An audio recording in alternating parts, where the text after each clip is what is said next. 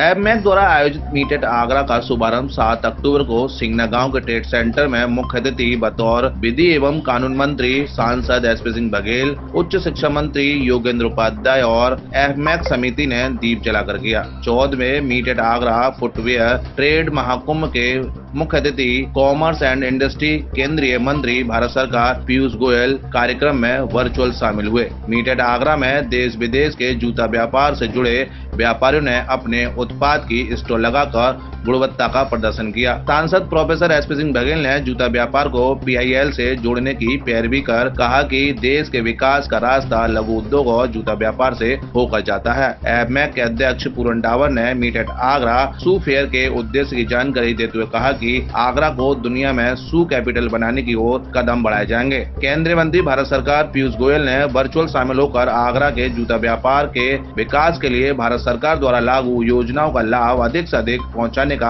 आश्वासन दिया। उच्च शिक्षा मंत्री उत्तर प्रदेश योगेंद्र उपाध्याय ने मीट एट आगरा प्रदर्शनी की प्रशंसा की और कहा कि देश के प्रधानमंत्री नरेंद्र मोदी हैं तो मुमकिन है। पार्क एक्सपोर्ट के मालिक नजीर अहमद ने कहा कि आगरा में लेदर टेंडरी और लेदर पार्क से आगरा के शू इंडस्ट्री को लाभ मिलेगा। एक संगठन है जो आगरा के शू एक्सपोर्टर्स का एक संगठन है। पहले शू एक्सपोर्टर्स अपने हिसाब से काम करते थे, लेकिन जब टीम बनकर काम कर रहे हैं सभा में, और हम ये जानते हैं कि जब समाज यानी इनका संगठन और सरकार दोनों मिलकर साथ साथ काम करेंगी तो $1 ट्रिलियन उत्तर प्रदेश की और $5 ट्रिलियन देश की जो इकोनॉमी की कल्पना है और जो एक टारगेट रखा है हमारे प्रधानमंत्री जी ने, योगी जी ने, उसको पूरा करने में कि मीट आगरा बहुत मदद करता है। देश के लिए, आगरा के लिए खासतौर से गर्व की बात है कि देश का वाणिज्य जिस पर चार मंत्रालय है, आपूर्ति भी है, टेक्सटाइल भी है और सबसे महत्वपूर्ण मंत्री है। उन्होंने मीट आगरा का ये उद्घाटन किया है तो एक बड़ी छलांग लगाने का आगरा से एक बड़ी उम्मीद है। अब डोंगवान और फूजियान क्षेत्र से हट करके ये फुटवेयर की राजधानी आगरा बनने जा रहा है। उस उद्देश्य से मीट एट आगरा को इस बार किया गया है। जिस तरह से उत्साह आपने सुबह से देखा और जिस तरह से फेयर में पार्टिसिपेशन जो है और या जो उसकी भव्यता है, जो क्वालिटी के प्रोडक्ट यहाँ लगाए गए हैं वो बिल्कुल विश्व स्तर के हैं। अब कोई कारण नहीं है कि हम कोई भी बड़े से बड़ा ब्रांड, चाहे वो लुई विटॉन हो या प्रादा हो या नाइकी हो या एडिडास हो, सारे के सारे बना सकते हैं। और आने वाला समय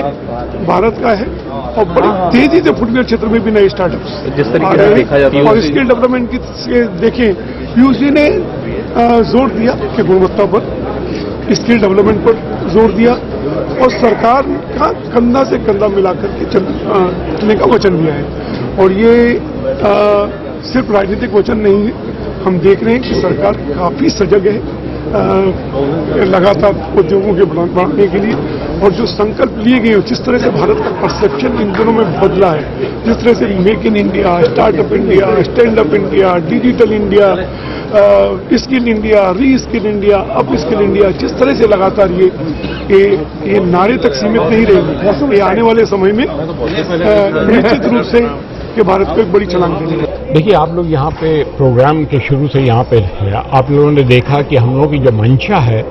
वो है इंडस्ट्री को मजबूती देना, और उसी लक्ष्य के साथ हम लोग मीट एट आगरा का प्रोग्राम करते हैं, जहाँ पे जो हमारे सपोर्टिंग इंडस्ट्रीज है, जो हमारे रॉ मटेरियल सप्लायर्स हैं, हम लोग की मंशा होती है कि वो मजबूत हो, क्योंकि अगर वो मजबूत होते हैं तो हमारी इंडस्ट्री भी मजबूत होती है। हमारे